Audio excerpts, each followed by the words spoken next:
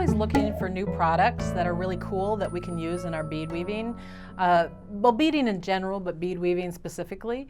And I swear to God, my mother and I practically squealed with delight when we got the advertisement for this next product that I'm going to show you. They are clasps that were made specifically for Delicas to be glued into these channels, which means that if you're making a flat peyote bracelet or something, some kind of flat bracelet, you can bring those beads into your clasp also. And it just makes such a really cool, very professional look.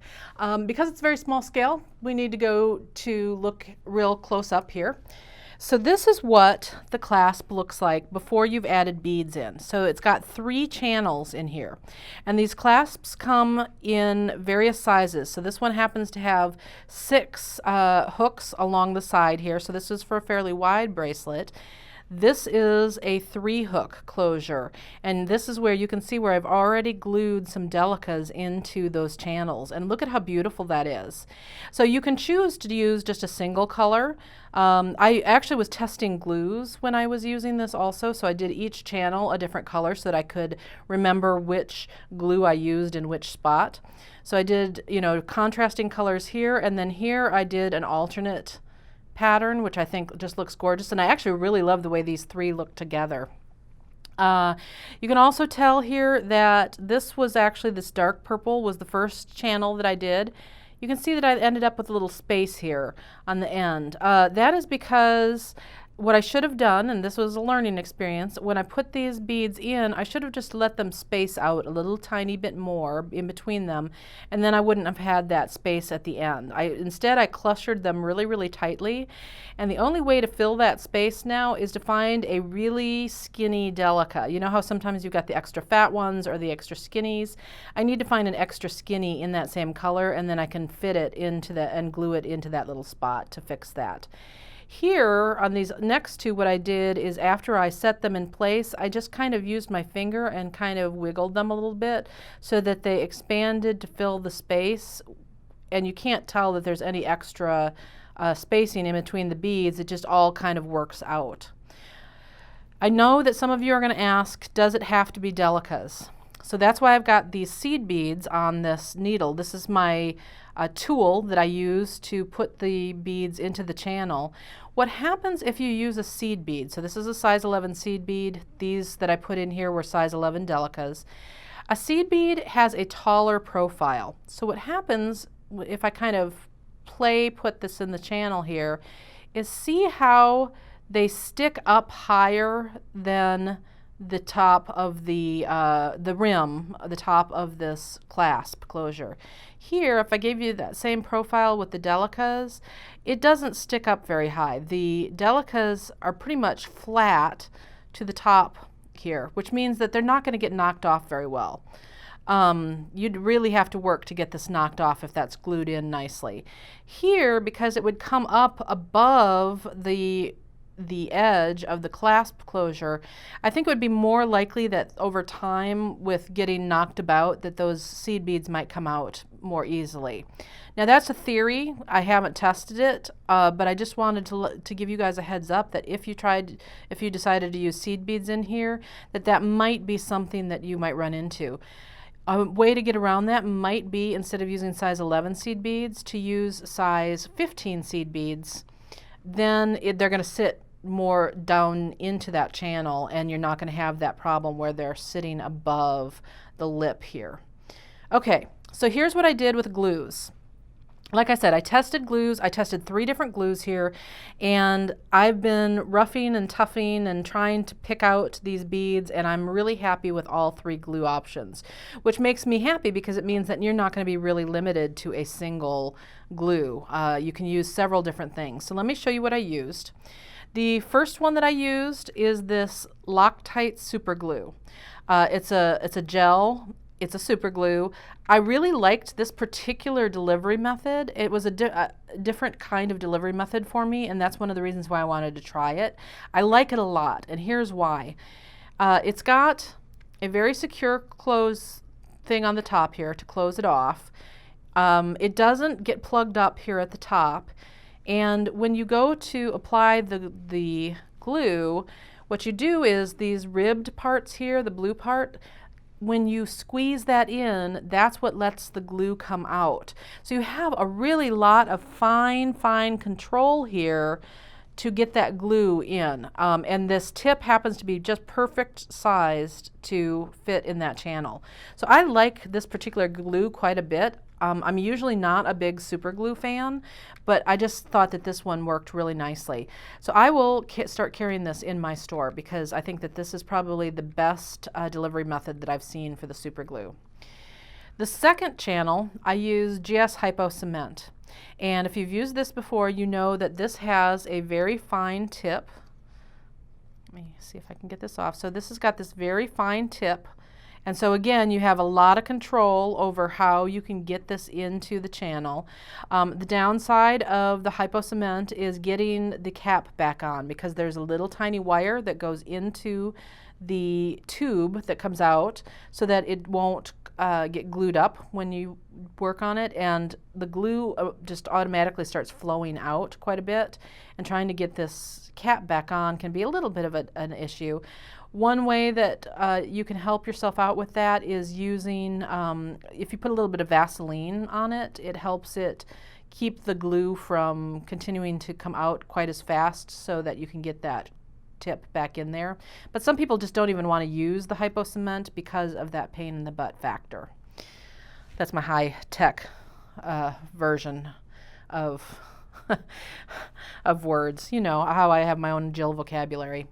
Then the last glue that I used is my old favorite E6000.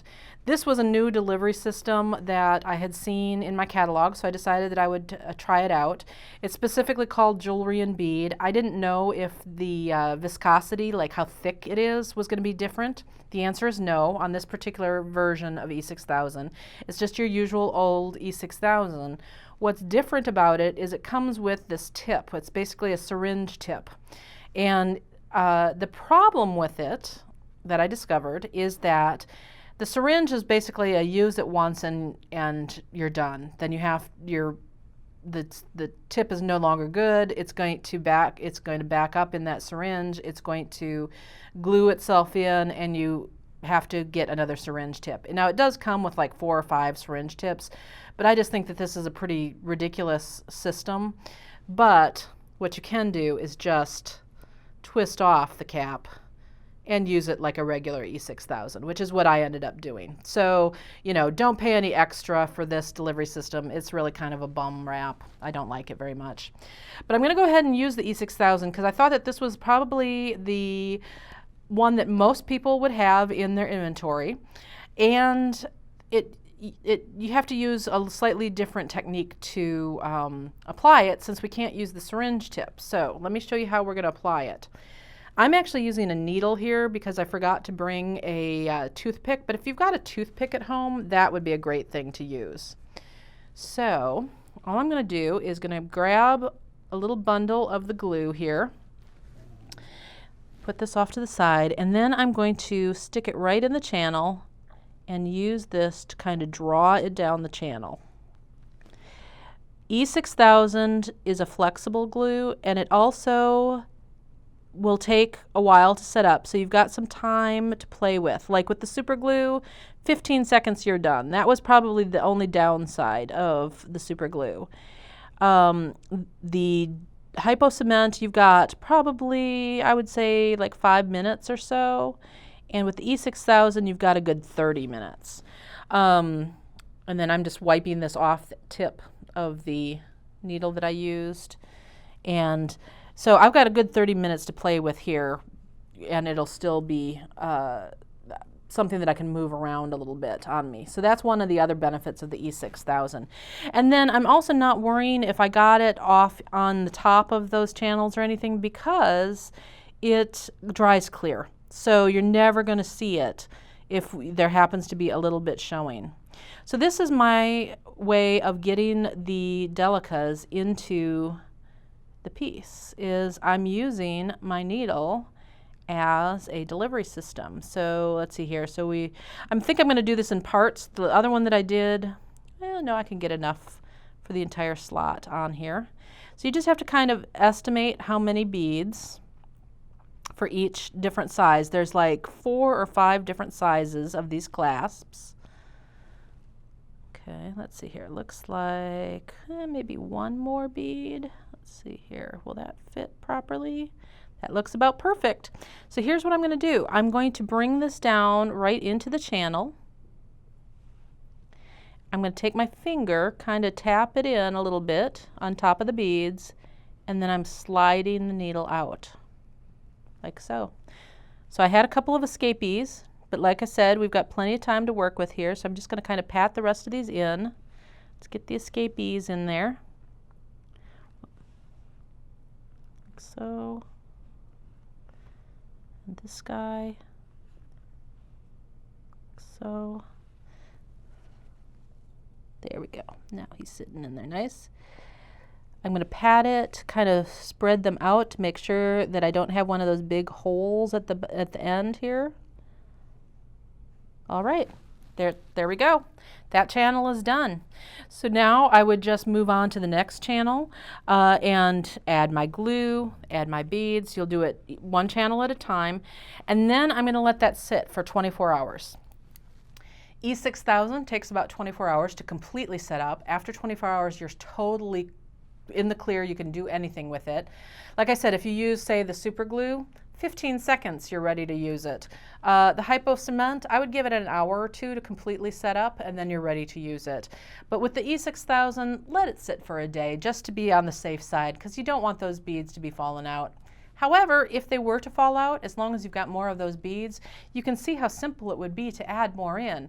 And, you know, you can probably, I haven't done this, but I don't see why, say if you only needed a single bead in there, something fell out, you could probably use the super glue to just put a little dab in there and then pop that bead in and fix it really easily. So I just think that this is just the prettiest closure idea, and it gives such a professional look to your pieces that I plan on using these quite often. I have them in both gold and silver. They're plated, so they're base metal and they're plated.